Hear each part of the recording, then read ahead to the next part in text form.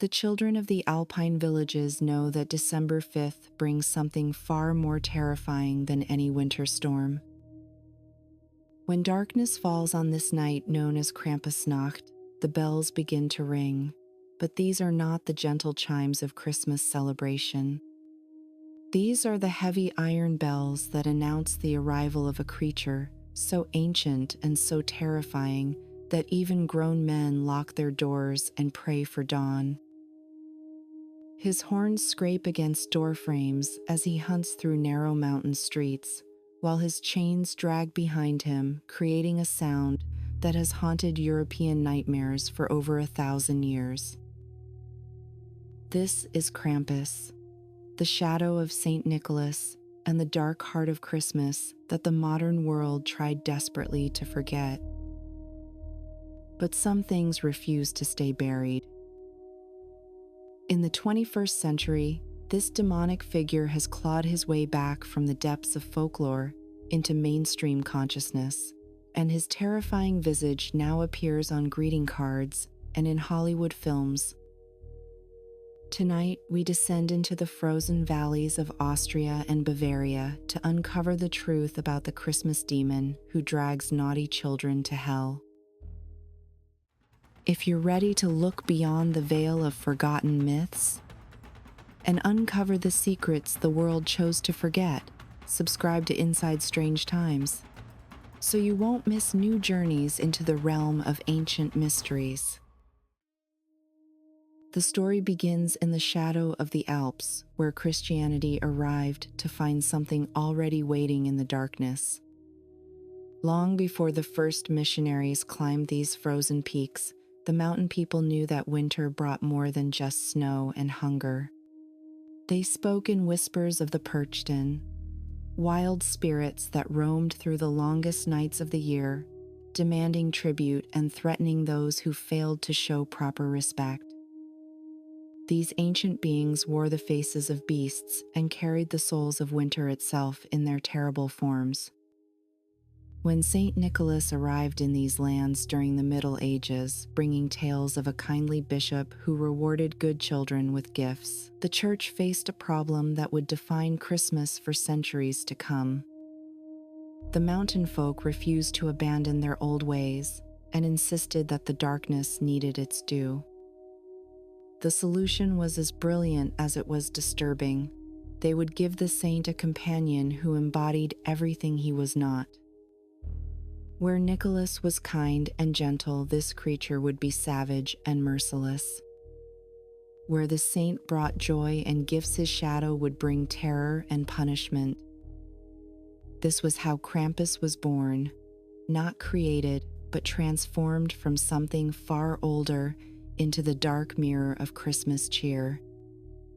The earliest written mention of Krampus appears in medieval passion plays from the 16th century, but the creature described in those documents was already fully formed with all the terrible features we recognize today. He stood 7 feet tall, covered in thick matted fur that stank of sulfur and decay. His face was a nightmare fusion of goat and demon, with yellow eyes that burned like coals and a mouth full of teeth designed for tearing flesh. 2 massive horns curved from his skull, sometimes depicted as goat horns and sometimes as the antlers of an ancient stag. His tongue hung obscenely from his mouth, reaching down to his chest and dripping with the hunger of the eternally damned. But it was his purpose that truly terrified the children of the Alps. While Saint Nicholas rewarded the good children with fruits and nuts and small wooden toys, Krampus came for the bad ones. He carried birch branches called ruten, which he used to beat the wicked children until they screamed for mercy. On his back, he wore a woven basket or wooden tub, where he would stuff the truly irredeemable children to carry them away to his lair. Some stories said he dragged them to hell itself, while others claimed he had a cave deep in the mountains where he would feast on tender flesh throughout the winter months. The chains that Krampus wore served a deeper purpose than mere intimidation. These iron shackles represented the binding of the devil by the Christian Church, a symbol that even this demon served under the authority of Saint Nicholas. Yet the sound of those chains dragging through snow-covered streets carried an older meaning that predated any Christian symbolism. They were the chains of winter itself, the bondage of ice and darkness that held the world captive for months at a time. When children heard those chains approaching their homes, they knew that judgment was coming, and no amount of prayer could save them if their names were written in Krampus's book. The tradition of Krampusnacht evolved into something far more elaborate than simple fireside tales meant to frighten children into obedience. By the 18th century, entire communities would gather on the night of December 5th to witness the Krampuslauf, the run of the Krampuses. Young men would spend weeks crafting elaborate costumes from sheep pelts and carved wooden masks that transformed them into demons. They would drink mulled wine and schnapps to build their courage before taking to the streets in packs of 12 or more. The transformation was total and terrifying. These were no longer the baker's son or the blacksmith's apprentice, but actual demons given flesh for one night. The Krampuslauf was never meant to be safe or comfortable. The demons would charge through the streets, swinging their birch branches at anyone foolish enough to be outside after dark. They targeted young women, especially, chasing them through the snow and marking their legs with switches in a ritual that combined punishment with a dark kind of courtship. The sexual undertones were impossible to ignore. Here was masculine chaos unleashed in the heart of winter, with all the violent energy that respectable society tried to suppress. Parents would hold their children up to windows to watch the demons pass, knowing that the terror they felt would keep them obedient for months to come. In the mountain village of Gastein, the Krampus tradition took on particularly savage dimensions. The local Krampuses were known as the Gasteiner Perchten, and they wore masks so horrifying that the Catholic Church tried repeatedly to ban them. These masks featured real animal horns and teeth embedded in carved wood, with eye sockets that seemed to follow viewers wherever they moved. The men who wore them underwent a kind of possession, speaking in guttural voices and moving with inhuman grace, despite the heavy furs and chains. Local legend claimed that on certain years a 13th Krampus would join the 12, one that no one recognized and whose mask seemed too real to be carved by human hands. The Catholic Church maintained an uneasy relationship with Krampus throughout the centuries. Officially, he was Saint Nicholas's servant, a reformed demon who helped the saint distribute justice to naughty children. But every priest who served in the Alpine regions knew the truth. Krampus was older than Christianity, and his worship was a kind of sanctioned paganism that the church could never fully control. In 1786, the Austrian government banned Krampus celebrations entirely, claiming they promoted superstition and violence. The ban lasted less than a decade before public pressure forced its repeal. The mountain people needed their demon, and no amount of Enlightenment thinking could change that fundamental truth. The Industrial Revolution brought new horrors to the Krampus tradition, as mass production allowed for more elaborate and terrifying costumes. By the late 19th century, the Krampuskarten or Krampus cards became a bizarre Christmas tradition across the Austrian Empire. These postcards featured increasingly disturbing imagery: Krampus dragging children to hell in chains or stuffing them into his basket while their parents watched helplessly. Some cards showed Krampus in explicitly sexual situations, pursuing young women with his serpentine tongue extended. The Victorian era's obsession with death and punishment found perfect expression in these nightmare greeting cards that respectable families would send to each other with cheerful Christmas wishes. World War I brought unexpected changes to the Krampus tradition. With so many young men dying in the trenches, the demon took on new significance as a symbol of judgment and punishment. Propaganda postcards showed Krampus dragging enemy soldiers to hell while protecting Austrian children. The demon had become weaponized, transformed from a force of natural chaos into a tool of nationalism. When the war ended and the Austrian Empire collapsed, Krampus remained, but his meaning had shifted. He now represented the violence that lurked beneath civilization's thin veneer, a reminder that humanity's demons were very real and very close to the surface.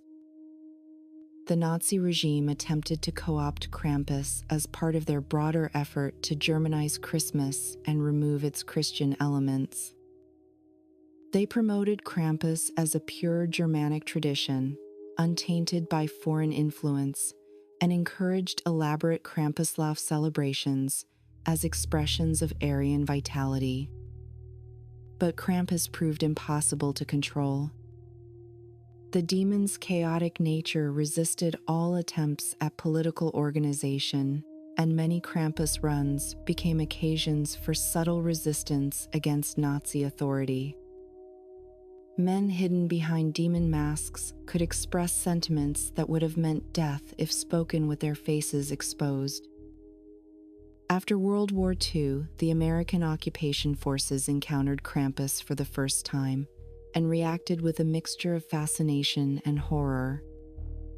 Military reports from December 1945 describe soldiers watching in disbelief as demons ran through the streets of Salzburg, attacking civilians with switches.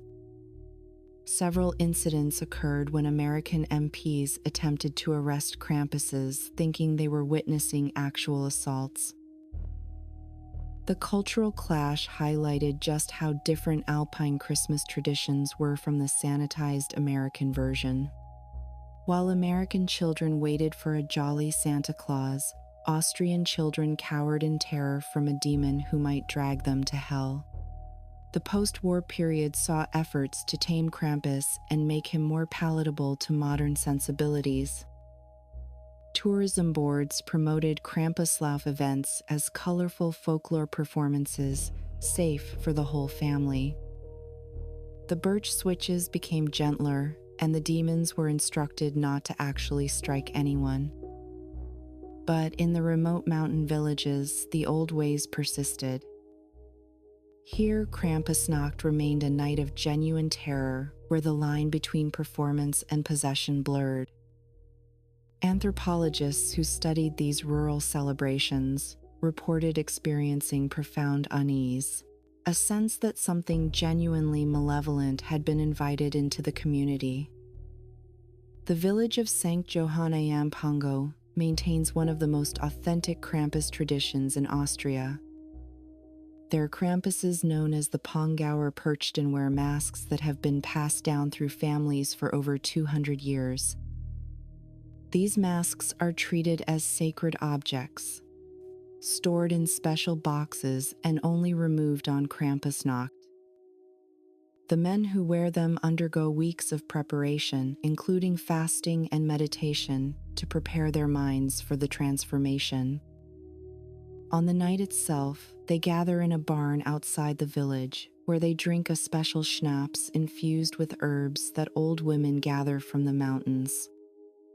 What happens next is shrouded in secrecy, but when the Krampuses emerge, they move with an otherworldly grace that seems impossible given the weight of their costumes. The masks themselves deserve special attention as works of art that capture something essential about human fear. Master carvers spend months creating a single mask using techniques passed down through generations. They start with blocks of Swiss pine or linden wood, which they say can hold a spirit better than other materials. The carving process is ritualistic, each cut made with intention and purpose. Real animal horns are attached using ancient methods that predate modern tools. The teeth often come from actual predators, wolves and bears that once roamed these mountains. Glass eyes are painted from behind to create the illusion of depth and movement. The finished mask weighs up to 30 pounds, and wearing it for hours requires enormous physical strength. Modern Krampus runs have evolved into massive spectacles that attract thousands of tourists. The city of Graz hosts an annual Krampusnacht that features over 800 demons parading through the streets. Professional Krampus groups called passes spend the entire year preparing their costumes and choreographing their performances. These events generate millions of euros in tourism revenue and have transformed Krampus from a local tradition into an international phenomenon. Yet something essential has been lost in this commercialization. The terror has become theatrical, and the demon has become a brand. But in the small villages where electric lights barely penetrate the December darkness, the old Krampus still lives. Children still cower in genuine fear when they hear the bells approaching. Parents still use the threat of Krampus to control behavior throughout the year. And on Krampusnacht, young men still undergo a transformation that connects them to something primal and dangerous. These communities understand what the modern world has forgotten, that some traditions serve purposes deeper than entertainment. They remind us that darkness exists and that sometimes we need to look it in the face. The psychological impact of Krampus on Alpine culture cannot be understated. Generations of children grew up with the absolute certainty that a demon would come for them if they misbehaved. This was not a vague threat or a metaphor, but a concrete reality reinforced by the entire community. Psychologists studying Alpine populations have noted unique patterns of behavior that may stem from this cultural conditioning. There is a deep respect for authority, combined with a fascination with transgression. The same culture that produces such rigid social order also celebrates a night when demons run wild through the streets. Yet beneath this psychological conditioning lies something far older and more disturbing than mere behavioral control. The Alpine people understood that Krampus was not simply a useful fiction invented to frighten children, but a doorway to forces that predated human civilization itself. In the remote valleys where ancient dialects are still spoken, the elders speak of the Schachperchten, the ugly spirits that were never fully tamed by Christian doctrine. These entities existed in the gaps between the Catholic saints and the pre-Christian gods, too powerful to eliminate, yet too dangerous to openly worship. The regional variations of Krampus reveal a creature far more complex than the standardized demon of tourist postcards. In the Tyrol region, he is known as Teufel, the devil himself barely disguised in goat's clothing. Here, the tradition maintains elements so dark that even today, certain villages refuse to allow outsiders to witness their December 5th rituals. The Teufel carries not just birch branches, but actual weapons. Rusted chains embedded with iron hooks that were once used in medieval torture. Local legends speak of years when the Teufel took real children, not in folklore, but in documented disappearances that coincided precisely with Krampusnacht. Parish records from the 17th century show gaps in baptismal registries during certain December periods, entire pages torn out or burned with only cryptic margin notes remaining that reference the taking or payment rendered. In Bavaria, the creature merges with older Germanic traditions of the wild hunt, that spectral army of the damned that rides through winter skies. The Bavarian Krampus is said to be one of the hunt's ground scouts, a demon who marks the souls that will be claimed when the hunt passes overhead. Families would find strange symbols carved into their doorframes on December 6th, signs that anthropologists have traced back to pre-Roman Germanic runes associated with death and transformation. These markings were not decoration but warnings. The hunt had noticed this household and judgment was coming. The Swiss Alpine regions preserve perhaps the most disturbing variant, the Schmutzli, who appears alongside Santa Claus in a relationship that inverts the Austrian tradition. Here it is not Saint Nicholas who controls the demon, but the demon who tolerates the saint's presence. Schmutzli carries a sack not for children but for sins themselves, physical manifestations of wrongdoing that he collects throughout the year. Old women in Appenzell speak of the Schmutzli's cave high in the mountains where these stolen sins are kept, a place where the accumulated evil of centuries has created something that no longer requires human form to exist. The connection between Krampus and older European wild man traditions runs deeper than simple costume similarities. Medieval accounts describe the woodwoes, savage men covered in hair who lived at the boundaries between civilization and wilderness. These creatures were not metaphors but documented phenomena that terrorized communities throughout the Middle Ages. Church records from the 14th century describe exorcisms performed on men who claimed to be possessed by forest spirits during winter months. The symptoms match perfectly with accounts of modern Krampus runners who report losing time and memory while wearing their masks. The parallels extend beyond the Germanic regions into Slavic territories where similar winter demons have haunted folklore for millennia. The Russian Chernobog, the Black God, shares Krampus's association with chains and punishment, though his domain extends throughout winter rather than a single night. In Poland, the Cernobog tradition merged with Catholic imagery to create demons that accompanied Saint Nicholas in ways that mirror the Alpine customs. Scholars who study these patterns note that the figure appears along a continuous belt of European territory, always in mountainous regions where Christian conversion came late and never fully displaced older beliefs. The creature's consistency across these scattered cultures suggests not independent invention, but the survival of something that predates the geographic divisions of modern Europe. The masks themselves may be more than mere wood and hide. In St. Johann, certain families guard masks that are said to be over 400 years old, objects that have absorbed centuries of ritual and transformed into something approaching reliquaries. These masks are never displayed, and touching them is forbidden to anyone outside the bloodline.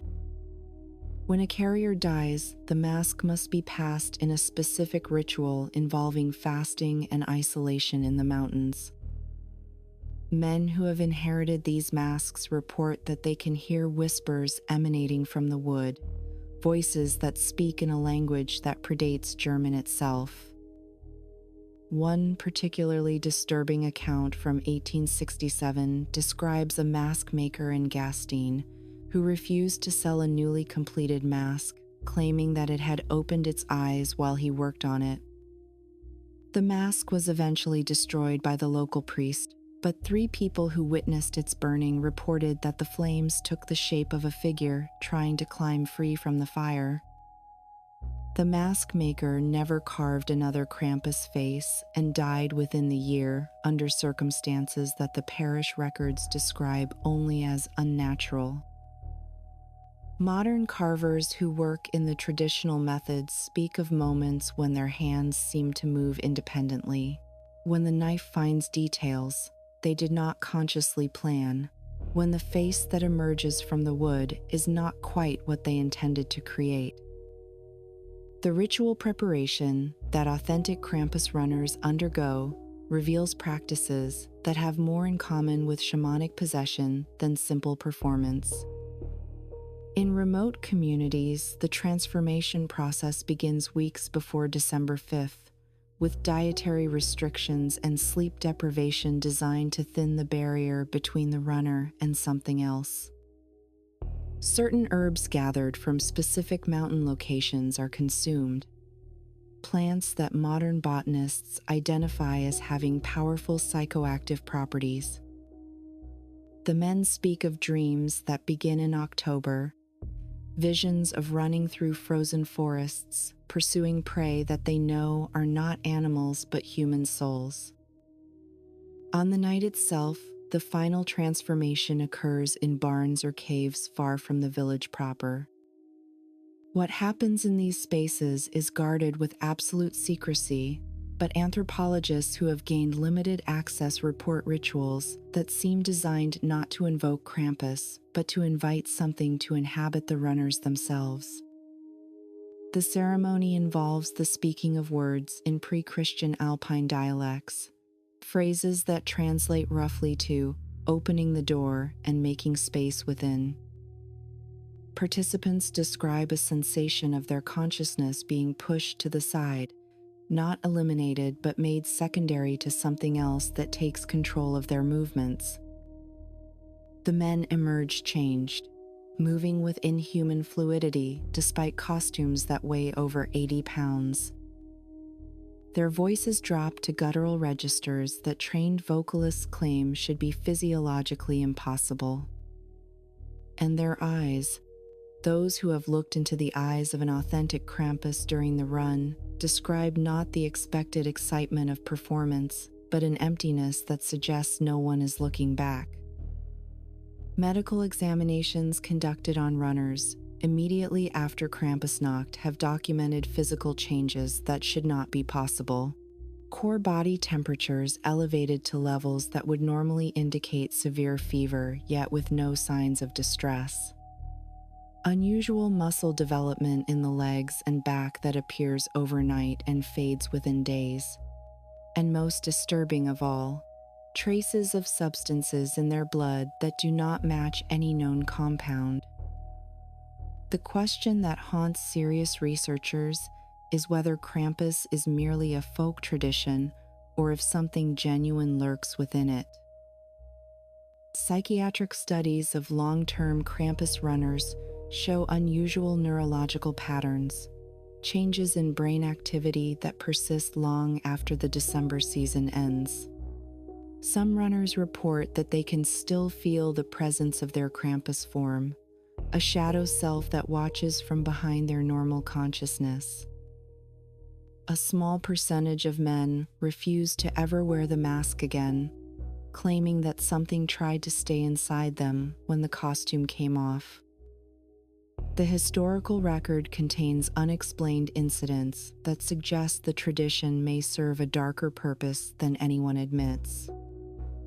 Church archives in Salzburg document a case from 1693 where an entire village reported seeing 30 Krampuses during their run, despite only 12 men having participated. The extra 18 demons were described with perfect consistency by dozens of witnesses, but were never identified. In 1748, a parish priest in Berchtesgaden recorded that 7 children disappeared on Krampusnacht, all from families that had failed to observe the proper protective rituals.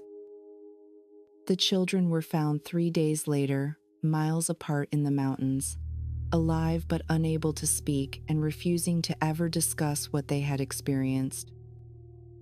Even more disturbing is a case from 1923 in a village near Innsbruck where a Krampus runner never returned after the night's festivities. His costume was discovered the following spring, high in the mountains, miles from any trail. The mask was still intact, but the furs had been shredded from the inside. the claws that decorated the costume turned inward, as if the wearer had been fighting to escape from within his own skin. No body was ever found, though searchers reported finding tracks in the snow that began as human footprints and gradually transformed into something else, something that walked on hooves. Modern psychology attempts to explain Krampus as a projection of societal fears and a tool for behavioral conditioning. But this explanation falters when confronted with the tradition's remarkable consistency across centuries and cultures.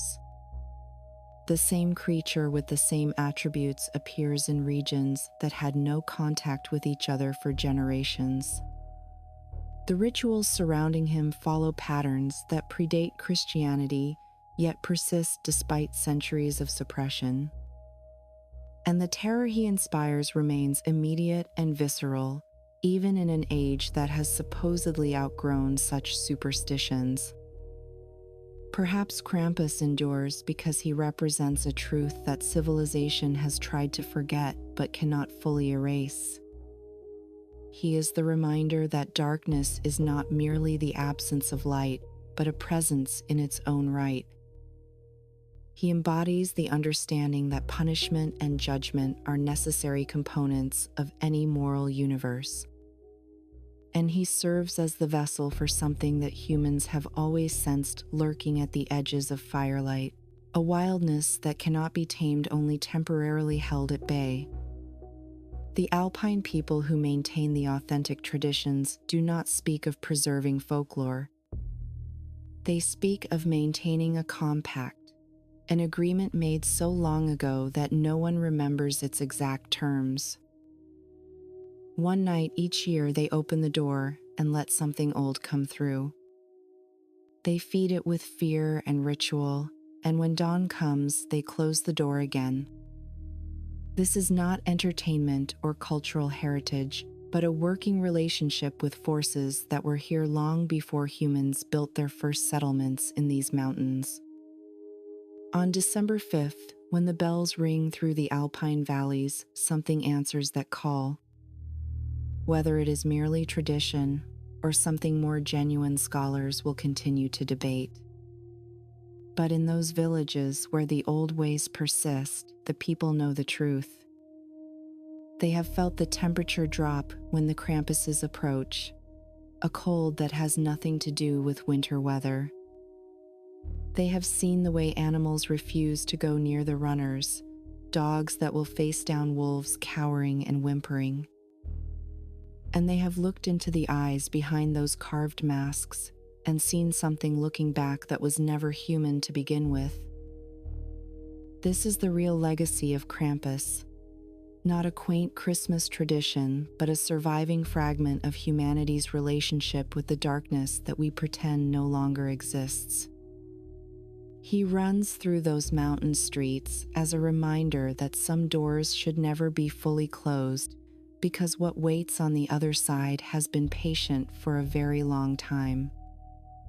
And when the last Krampusnacht is celebrated and the final mask is retired, that patience will finally end. Until then, the demon runs, the bells ring, and something ancient continues to answer the call.